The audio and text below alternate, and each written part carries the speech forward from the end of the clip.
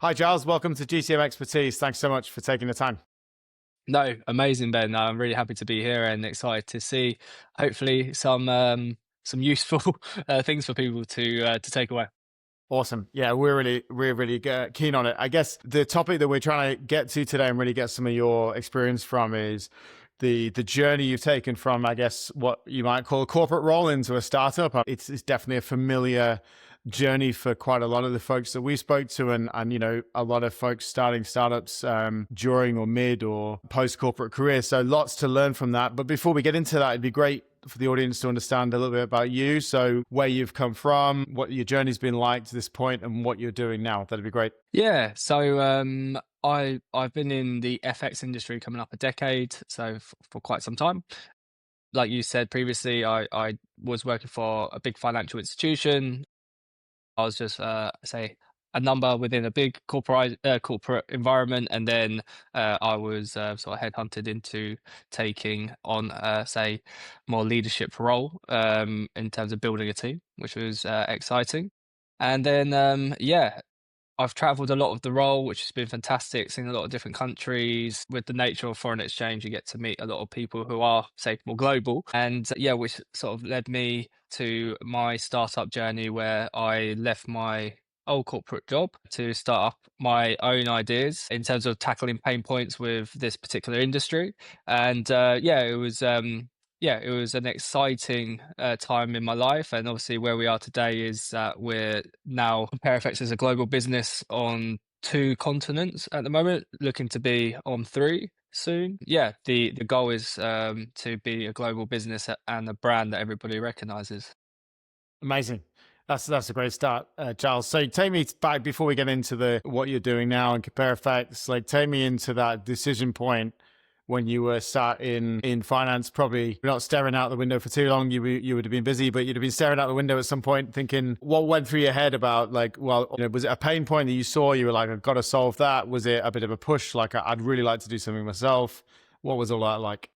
Do you know what? It was actually a selfish. It wasn't anything to do with starting the business in the beginning. It was more I worked very hard for 8 years, and my other half had she works in headhunting for asset managers, and we both built careers, and we both done pretty well. And it came to a point where I was a bit, say, uneasy about where I was, and so was she. And we decided that we wanted to go traveling for a year or two.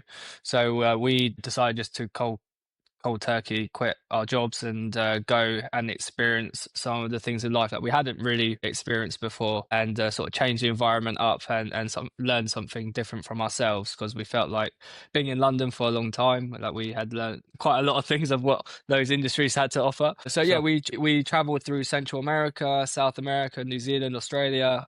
We had a big trip away, and it wasn't when until I was away, getting away from the noise. And because when you move from one role to another, or you have a break, there's always someone going, oh, you can come and work for me, or you could, like, we're setting up this new thing, why don't you come and join us? So it's really easy for you just to just fall into your next role. And Hmm. when you're good at what you do, it's quite, Hmm. you just, opportunities come to you. Hmm. And even before I went away traveling, I had 3 job offers, and people would just say, "Oh yeah, it'd be great to work with you. Heard you've left there." I literally I left on the day, and then by the end of the day, I had 2 job offers. So I was like, "Oh well, that wasn't really the money. Like everything was great. The money was great. The opportunities were great." But I was Sure. like, "It's not what I'm sort of trying to do. I'm trying to Yeah. take a break from this." So yeah. Anyway, we went away, and it was fantastic. We had a great time traveling in those locations, and then we got to about South America. We've been away for about 3 months at this point, and I had a lot of customers still reaching out to me, like because they had my personal number and stuff from back in the day. They could always contact me whenever. So they would say, "Oh well, we noticed you're not here anymore. We was only really with the company because you were there and you would get things done for us. We kind of want to know where should we go?" And I was like, "Well, these are some people that I know and trust and have been in my network for some time." So I was introducing those clients to people that I would recommend. That sort of naturally just got me asking questions, that people are still trusting my judgment, Mm, even though I'm not mm, working. mm. Really, out of just people asking me for my advice, even when I wasn't working, birthed this new idea of me being able to place companies and individuals with the right FX provider. So I was in Colombia, in Medellin, I remember, and then which is a fabulous place. Yep. We thought, oh, because Hannah was her old firm said to her, oh, can you do some work whilst you're away? It'd be great to Mm-mm. keep your hand in. And Hannah, and the company's great that she works for. So she was doing work here and there. So I was like, oh, okay, we've got 2 weeks here. I might try and jot down a business plan and see how I get on. Yeah. It wasn't really intending it to really take off. But then, yeah, you have a few phone calls, you run the ideas past a few people that you respect in the industry or other people who have run businesses. This is what I'm looking to do. What do you think? Try and pick holes in it, basically. Kind of wanting it not to work out because then I would have to do work to get it going. But then the feedback was really great. So yeah, I thought, you know, we throw a bit of money at it, get a Yeah. brand going, and get some basic starting points together. And then then yeah, there was a couple. There's two parts to it because we had to get the providers on board with Right. our transparency models, Yeah. agreeing to our terms and conditions, Yeah. understanding more from customers what pain points were for them in the industry. Yep. So trying to get those providers to agree to our terms and conditions was very, very hard because no one wants to Yeah. be transparent or open about these sort of rates and stuff. So that took some time, but because I had the time, I wasn't under pressure. I didn't feel like, oh, Yeah. I've got all this funding, and I've got all these shareholders because Yeah. they've given me their money to really like put stress on me, and I felt very relaxed through the whole process. I was traveling, I was just having the odd business meeting here and Nice. there. When I was doing the video calls like this, I'll be like on the beach somewhere. They'll be like, "Oh, are you working?" I was like, "Well, it's a new business concept." Yeah, it was a slightly, but I think being away from everything. What my point is about this story is that Yeah. being away from everything stopped me thinking about something that I'll just roll into, and actually got me to think about the pain points and what value I could actually give back to people rather than just doing another FX business that isn't Yep. different in any different way. Yep. It gave me the time to really think, and yeah, I think being away from the noise and the industry as a whole was great for me because I was able to think a lot clearer. What I like about that is the constraints, I guess, of being in London and feeling what's already there, and you're kind of spotting gaps maybe yourself there. But as you say, there's so much noise. When you go out completely out of it, you can kind of remove all the constraints and say, well, what is it that I think I can focus on? And I think the second thing that's really cool is a lot of people come up with startup ideas, then they go and do the validation. But it sounded Mm, almost like in the first instance, the validation was coming to you, and they were saying, "Well, you're what I want, and what you do mm. and the way you do it is what I want." And that then generated the idea, which you could then come back to. So you weren't coming up with some harebrained idea, really. It was like coming to you, I guess, which I think is great. What do you think beyond the people then? What is it that there's characteristics, right, of a person that the trust, I guess, is why, especially FX. I'm Yeah. sure finance and trust it's got to be a big one. What else do you think they're looking at when they're going to you for this kind of service? What were they seeing in you that they liked, I guess? I'm kind of curious. Yeah. Well, it's proof, isn't it? Proof that you do what you say you're going to do. So I've been in the industry for quite some time, so I had the evidence to show that I was good at Right. what I did. Had a good track record, serviced many businesses and private individuals. So when you have the track record, it always helps in terms of gaining that trust because, I've earned it. And Yep. in an industry that's so saturated, I think that's probably one of the key metrics and the key pain points for people who might be moving from one provider to another or first getting some exposure to, in my instance, effects requirements. They might not know where to go because there's, like when you go to a restaurant, you've got a menu with so many choices of foods, and you're just a bit overwhelmed. You don't really know what to go for, and you just pick one and you just hope it works. Yep. In Yep. some cases. Yeah. But yeah, so maybe having the evidence to show that I've got lots of recommendations from other customers. I think that was probably the main thing that would Absolutely. get people to come to me rather than the other way around. I'd always try and get new business. Don't get me wrong. I'd always try Yep. and speak to people, but I'd do it off the back of what I've done for other people and say, look, I've done this for these people. It'd be great to do it for you. Yep. and then I'd happily connect. I'm quite a bit of a connector, so I like to connect people if there's Mhm. value to be added to their business, service, or just personal life. Amazing. Amazing. So let's get into the products a little bit. So I'll use some of my stories, like you were talking about, global use and things like that. I moved 20 years ago. I left the UK for Australia. Since then, lived in multiple countries. But then 20 years ago, I remember transferring my post student days savings, which was well, not really regarded as savings, really. It was scraps. It was scraps, but still, I didn't want to give a percentage of those scraps to a bank, right? And I remember, Mm, I think it was probably Oz4X was the company. I'm trying to remember.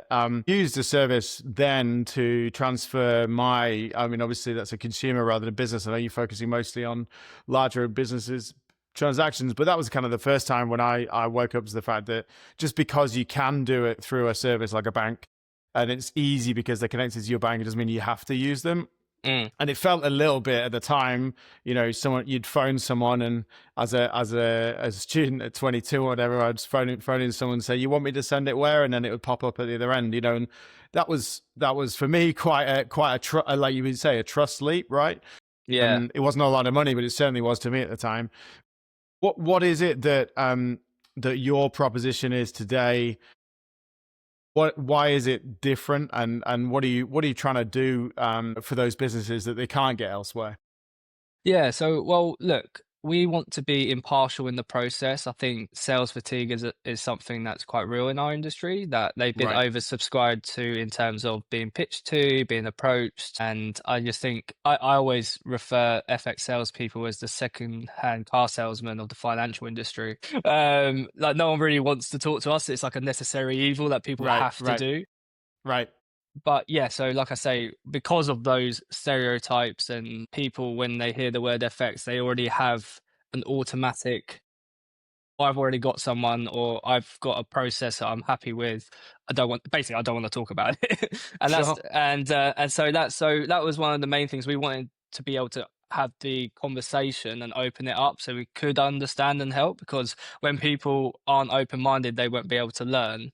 And we're about giving them the data to make an informed decision rather than them being pitched to, saying, "We give you best Yeah. rates, we give you best service," and all of that. We're not trying to do that. What we're trying to do is give them the data and the information for them without the sales pitches, for them to make an informed decision on what's best for the business and for them moving forward. So, yeah, I think transparency, covering the trust gap in terms of being impartial. So, we have a panel of providers, of which we don't care if you go with partner 1 or partner 10. Right. It's about what's best for you. And we created a thing called a margin control agreement, which is like Mm-hmm. locking in your mortgage rate, I guess, Yep. but just for FX fees.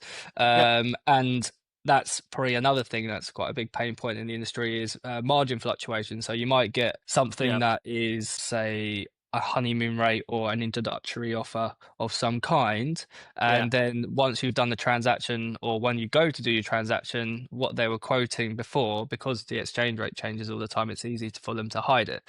Yeah. So with that being the main issue of why people change or why people don't trust providers, because these things change, we created with a legal team this margin control agreement to protect Mm. customers when they're looking to come to us.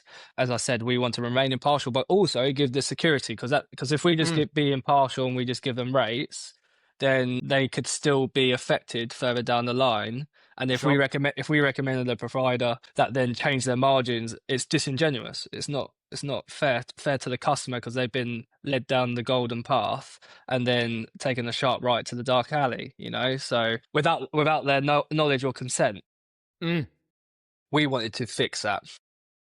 And so, if I could kind of describe it, because I'm not in the business, but it sounds like a sort of two-sided marketplace where you've got a wall of providers that you've vetted, you've got Mm. agreements with, you're willing to bring to the table, and on the other side, basically, you need the demand. You need folks who need to make B2B or sizable transactions that are coming in. What's it that you're doing then, and the problem you're solving for them? It sounds like a few of the problems are that they've been oversold in the space. They spend a lot of time probably comparing rates. they don't have the full transparency of exactly how much it's going to cost, and the rate might be good, but whatever else is going on in the meantime means that rate isn't as good. Mm. Is it this transparent layer and kind of almost self-service that's new for these folks? It sounds like it's more like them pulling you in rather than you pushing your service to them. Is that the play?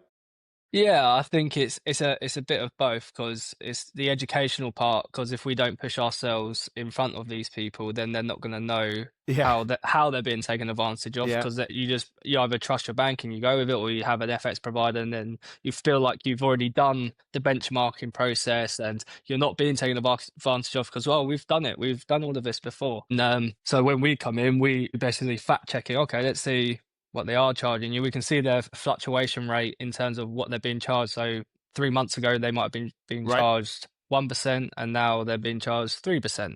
So, but they won't be able to see that. So we give them that information to show that, are they being taken advantage of? Then we look to reduce the costs, and then we lock in those fees so they don't actually have to do it again. Because many business owners and financial directors that I speak to every week, they're saying it's always amazing how in 3 months' time I'll have another FX provider who's got a better rate. It's a constant 3 month Yeah, cycle. How can you just keep improving? You can't. It's just, yeah, yeah, it's yeah, it's just that's where the frustration comes from. So we're here to sort of plug that gap, not just for the short term, but for the long yeah. term. Right. The edge. So from a go-to-market perspective, it sounds like you've got the platform up, you've got your providers up, you're on 2 continents already. Is the focus now a lot on education? Like you said, what part of this is an education play, and if so, how are you doing that? Yeah, so the service for CompareFX is a free service for the clients to obtain. We wanted to have at the least amount of friction possible for the customers to get Yep. the data they want, so they can make an informed decision. So we made it free, so they can upload the previous FX data, or if it's for the first time, they might have a quote that they have from their bank or a couple of providers. So they Yep. can upload their quotes. So as long as it has the time, date, and exchange rate, we can calculate what they're being charged as a markup percentage from Yep. where the mid-market rate is, which is if you type the the currency pair on Google, whatever that exchange rate is, then how far away from that are we in terms of what you've been quoted. So once we have all that information, we can then go away, get the offers from the panel of providers. The customer can then choose the time of when they want their results, and then Yep. from the back end, from the data pool, it generates the presentation, and then it would be myself or a team member of mine who would then go through the data with the customer. Because even if I give them, Yep. just email them the presentation with all the data, they might Yeah. not understand it all, and Yep. you need to explain why this is important for you, why this is important for you. So that's why we always have on the other side that still it's a tech thing, but it's a Yep. human touch to the data and helping them understand that data. Because some people might completely get it and it's fine and they crack Yep. on, and then some might not fully understand it. So having that sort of soundboard for them to ask questions about how we obtained it, how do we calculate it, what does that mean for me, all of those things, it's a good opportunity for us to connect with the customer with any other additional pain points that they might not have given us in the form or whatever it may Right. be, that Right. we can then identify. So Right. so once they've got the report, they then choose their FX provider they want to go with. We get the FX provider to sign the margin control agreement, and the beauty of this is the customer hasn't given anything to the FX provider or spoken Yep. to them. So there's no repeat phone calls of like, oh, have you looked at this yet? Have you done this yet? Yeah. So before passing any data or information over, we've handled that whole process. And then once they've decided, then they got a margin control agreement signed by the FX provider, so they know exactly what they're going to be being charged. Then they're a lot more comfortable and easy going into the new relationship of which they've identified for themselves. Amazing. So yeah. That's amazing. And so those first users on your platform, it sounds like you've got a good network to draw from. And were those kind of your first users? And second question, I guess, is beyond those first users, how are you finding new users? Like, what are the channels you're using? That kind of thing. Yeah, so in the beginning it was my network. So I was very fortunate that I have good people in my network who were Yep. willing to give it a go and giving it a Yep. try. Yeah, what was surprising that the average saving that we're making customers, I think at the moment today, is 58% improvement on cost, which is a lot more. I Yeah. was doing the business plan and everything, I thought we'll probably get like 25-35% improvement across the clients, but it's 58% as it stands today, which is Yeah. fantastic. So yeah, it was an amazing standpoint. So we're using FIFO to collect reviews for us. So once they've done their first trade, then they will collect the reviews from the customer. Sometimes they opt in or they opt out. It's completely up to them. We don't push it to them. We just have it as part of our marketing strategy.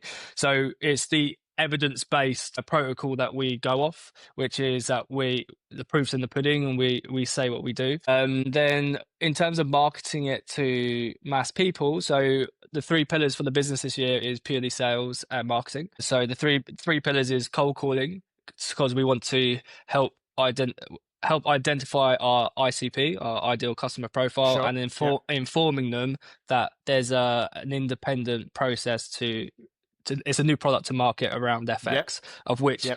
with the conversations that we have, it's not a say, oh, use us. We say, look, we're a new FX comparison service. It's nothing like this on the market for you in terms of benchmarking and getting the security around the margin.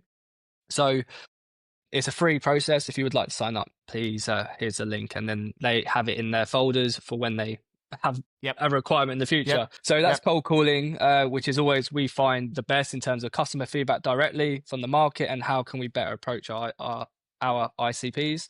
Yeah. We have strategic partnerships. So this is a big area for us. So this is where the majority of our leads and everything come from. And so we partner with accountants, lawyers, immigration lawyers, and we build landing pages for them so that so their customer base and their, say, clients, and if sometimes they're member organizations like associations, chambers of Yeah. commerce, so that they can either have it as a member benefit, or it's going to be enhancing their service because they're helping their clients reduce cost and give them Yep. transparency. Yep. So that has been the best thing for us, because we've built a trusted network of solution. And plus, these providers, they've been approached by many FX providers in the past, Yeah. and they don't like the one, like referring to one provider for them, No. because there's a blowback risk Yes. in terms of if they mess up the payment, it looks bad on Yeah. them as a reputation. Plus, 100%. people don't like to be railroaded into a particular provider. People like the power of choice.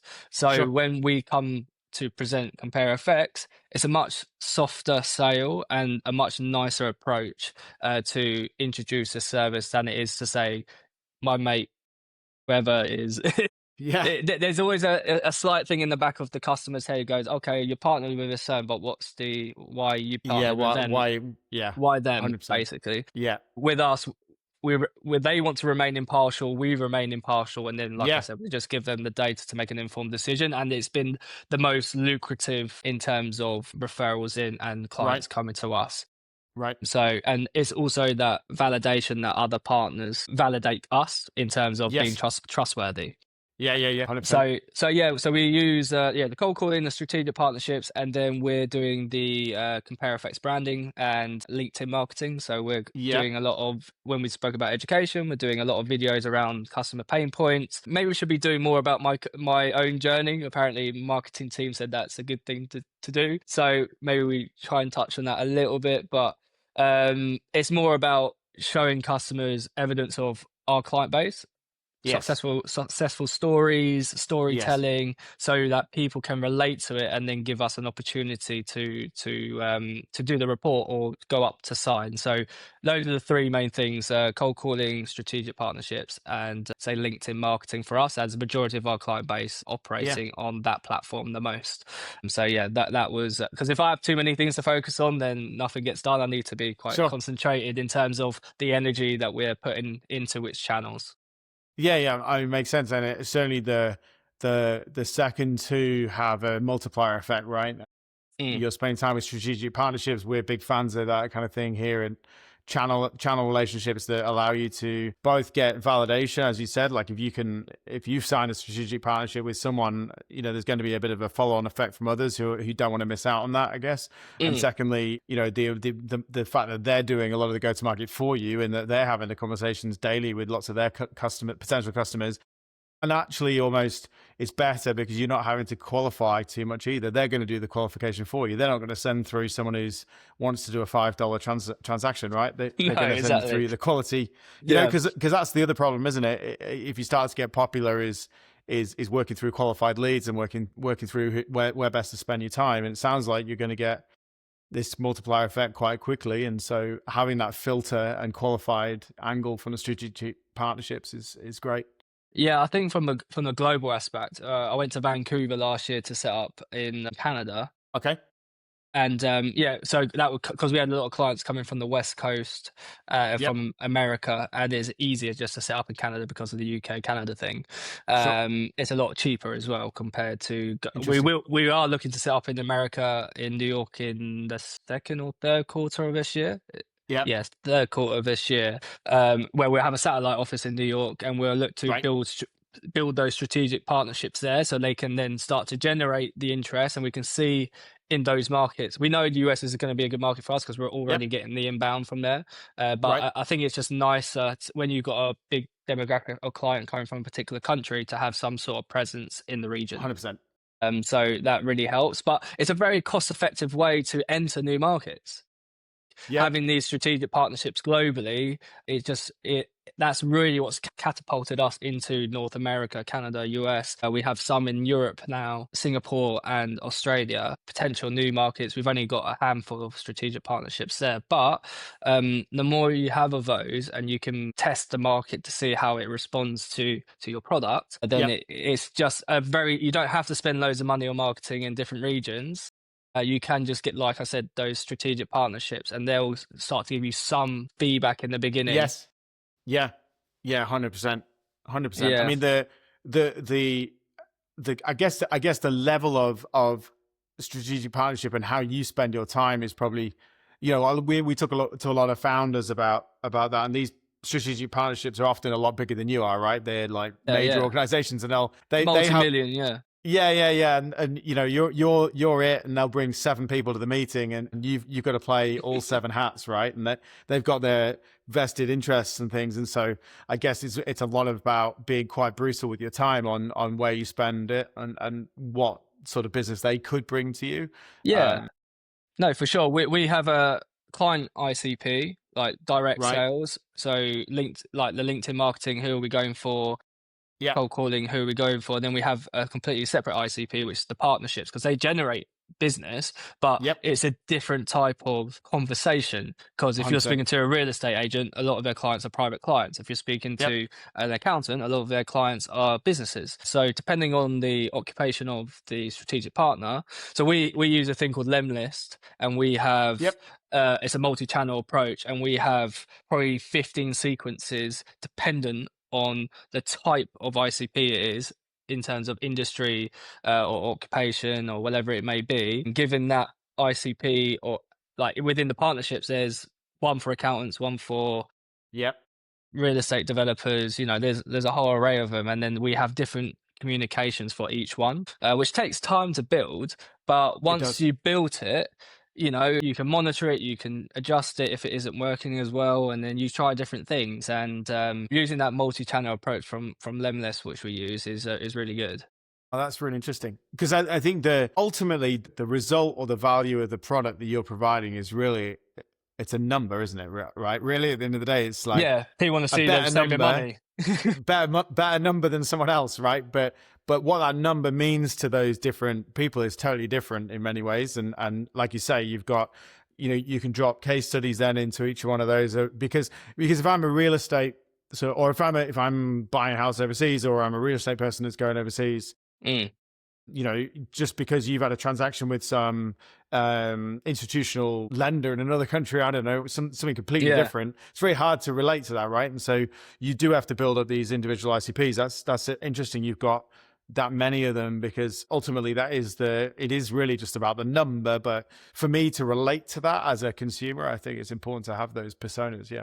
Yeah, we like some people maybe have like two or three, but Yeah. we really drill down because if we're trying to give them something that they can relate to, you have to really. So if people were wondering about that, you just really need to drill down a few layers. Don't just go, oh, Yep. it's a finance director for international business. It's an international it's an international food business. We need to speak to the FD. They Yep. have to look, and then we have the common traits of a import export business with seafood, for example, and Sure. then what their pain points might be, and then you build the sequence around, say, a competitor, or if we have a client who is already within those industries, then we just Yep. use them as a case study, Yep. and then they can look to get similar results for free, in terms Sure. of trying Yeah. Yeah. to find for them to find the right provider, and to Yeah. give us a go, because we only need them to register with us, and then once we've got that data, I would say 98% of the time they go on to trade with the FX provider Wow. of which they choose. So yeah. That's a great pull through rate too. It sounds like you've reduced the friction there, and the value. Well, that shows the value that you're promising, you're providing, right at the end of the day, because if Yeah. they're going to transact with you at that higher rate, that's great. What Just to kind of some learnings, I guess. What have you, during this journey from corporate to startup? What are the one or two things that you've kind of pulled out? And if you look back over this last journey you've had, Mm. what can you pull out and go, geez, I wish I knew that before, or wow, that was a whole heap harder. Like the go-to-market strategy there was a whole heap harder than I thought it would be, or easier. I mean that's kind of interesting. One thing that I've gathered, which I didn't want to do from the beginning, but like a lot of people go, oh, I need funding or I need this. Like sometimes you don't. Like sometimes just do something very, very basic to see if there is interest in your product before raising all this money and getting all this interest, and you're leveraging yourself really in a negative way, because you got all this money and you need it to perform because you need to pay the money back to the people that are giving it to you, right? So for me, it was nice because I didn't have all of the pressure. Obviously, I used my own money to build it and everything, Sure. but it's your self belief. So Yep. I feel like sometimes, if that option isn't available to you, go and get funding and go and do that. But if you can afford to do it on your own, it keeps you accountable for starters because it's your money. You're more Sure. personally invested in the project. I see so many like people just continuously raising money, and I'm like, well, that's great, but like, how much money have you saved people? Like, what products have you actually brought to market, and how has it changed their lives? Things like that. I feel sometimes you don't have to have the big platform, and it has to work. Like when we first started doing this, I was literally doing it manually on Canva. Right. Right. I was I Yeah. was Yeah. Yeah. literally I was literally just getting quotes from brokers into my inbox. I was manually Yeah. dragging back at the time and the date Yeah. and pinpoint screenshotting it, so I had evidence to show that, yeah, I'm not just lying. This is what it Sure. is. So Yeah. that was very manual process, but what Yeah. it did, it gave me first off a greater understanding of how the flow of the client customer journey goes. So there's no like task that you do, and it's very laboursome in the beginning to keep costs Sure. down for starters. Sure. Um, there's not, and you gain so much because you're in the trenches and you understand it so much when it comes to the automation process, that you can connect the dots a lot quicker and a lot more Yeah. efficiently than if you hadn't have done the manual process, because you understand what could break the system or the data that you miss out on. So yeah, I feel like you don't have to give a shiny pitch deck and raise a load of money. I think sometimes just doing the practical stuff of what you're trying to achieve. Like my goal was to bring transparency and reduce costs for people. So, Yeah. and like the ultimate goal for us is to be the trusted authority in the industry. And and you kind of reverse engineer the big goals. So I Yep. want to reduce Yep. costs for clients. I want to be the trusted person in the industry to do this. How do I do that? Reverse engineer in terms of steps of how to do it. And then, yeah, like for me, I didn't want to raise a load of money because I didn't want, that added pressure. It's a lot of pressure. It's a pressure in terms of you need to make a living for yourself. Sure. And that was a scary like jump of faith. Like my Yep. other half was very supportive, which helps a lot because Does. Yeah. you need that internal, like your family unit around you to sort Yeah. of pick you up when like I must say, like I've had dark days in terms of like I didn't know this is going to work, and you go out for your walk and you're like, oh, maybe I should get a job. But if Yeah. you just keep hammering at it, and then I'm a bit more emotional maybe with it. But some weeks I'm like, I need to leave this, and then other weeks I'm like, oh, this is amazing. But I think I can't remember where I heard this, but you're never as bad when things are bad. You're never as bad as you think you are. But when Yeah. you're good, when you're doing good, you're not as good as you think you are. Yeah. You need to Yeah. kind of regulate yourself, Yeah. and Yeah. maybe not too harsh on yourself.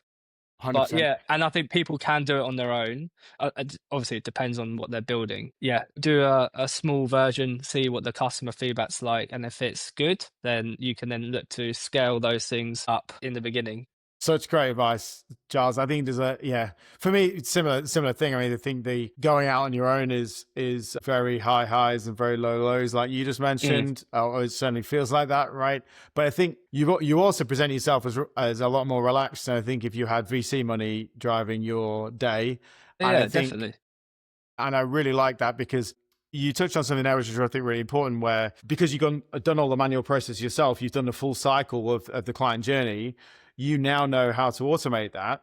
Mm. Whereas I think if you have an idea and go raise money, you would probably then pay someone to do that journey for you. And ultimately, you're not owning it as the founder, number one. And No. number two, the person who's doing that is getting paid to do it, but that's about it. They're not getting, like, you need this for your future and Yeah. you're behind it. Whereas before, you're kind of doing it, well, for funded money. And of course, there's areas where you need to fund because things cost Yeah, of course I money. do. But the Yeah. way you've figured it out, you've figured out what you need to do and built from the ground up. I think that's really cool. Yeah, I think Very impressive.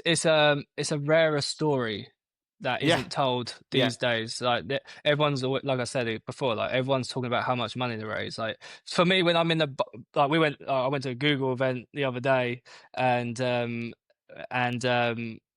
everyone's like talking, oh yeah, we raised this and we're gonna do this, and they're like, oh, how much money have you raised? I was like, nothing.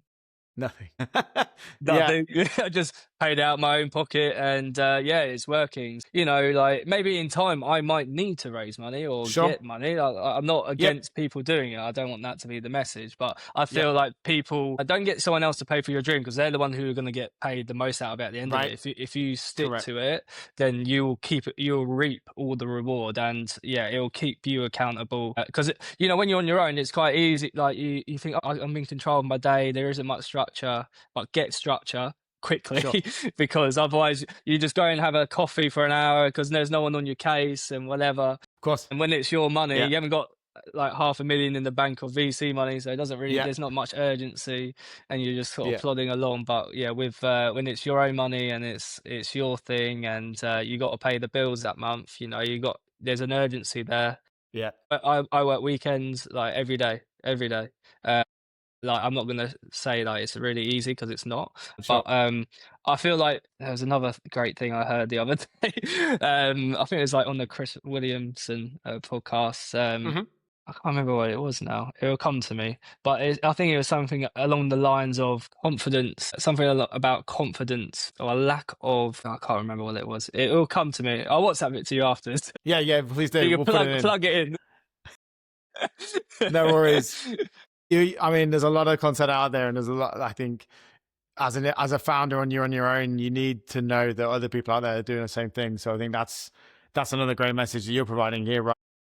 Is you obviously want to. This is why we do the podcast as well, is to try and bring a reality to it, because I think what you're doing is amazing. I think you've done a great job with what you're doing, but also to hear in the background it's hard work, right? It's and you really have to believe in that. And I think putting your own money to it and sticking your head down and really getting structure around your day and getting it done is a huge win. So it's great to share that story. So yeah, I think being yeah. genuine. I think being genuine in your business activities will take you very far. People can smell it if you're not being genuine about your product or you don't believe in it. So yeah, 100%. live and breathe it. Good stuff, Giles. Well, I think that's a great place to finish. We could talk for hours because you've got a really interesting story, and we're going to follow along with CompareFX. Maybe we can do another one. Yeah. When you a little bit further along, and just have a look back at that next phase of journey, because that's really quite important too. So yeah, really appreciate it. No problem. Thank you very much, Ben. Take care, Giles. Cheers. Bye.